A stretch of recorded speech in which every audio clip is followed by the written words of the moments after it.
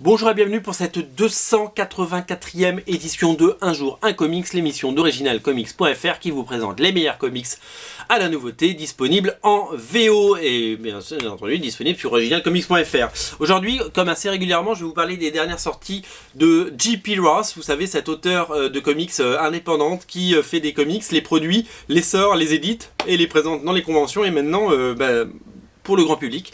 Elle a fait des séries comme Rem 8, Thousand Night Gone, elle fait des séries comme Ancient Dream, et voilà, donc elle continue son petit bonhomme de chemin, et je voulais vous montrer les dernières sorties, puisque nous avons le numéro 5 de Ancient Dream, AD pour les intimes, qui est sorti avec une magnifique couverture de Don McTeague, et des pages signées Don McTeague et Mike Chrome. On reconnaît complètement le style, voilà, ça c'est du pur Mike Chrome, un dessinateur vraiment très très chouette. Une série empreinte de mythologie et d'histoire un peu surnaturelle, vraiment de toute beauté, des pages d'une élégance folle et quelque chose voilà qui continue son petit bonhomme de chemin, puisque mine de rien on est déjà au 5e épisode. La qualité d'édition est soignée, le travail est vraiment là, et c'est vraiment une formidable formidable comics.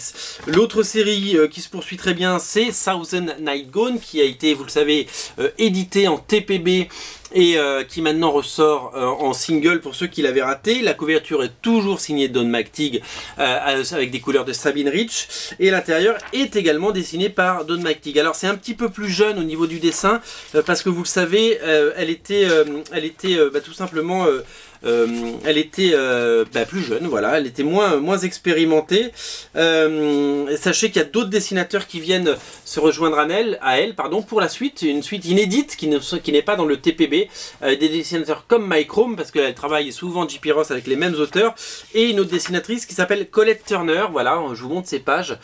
Colette Turner qui dessine plutôt pas mal et qui est en train de monter. Elle va dessiner de plus en plus de séries pour J.P. Ross. Voilà, c'est assez beau.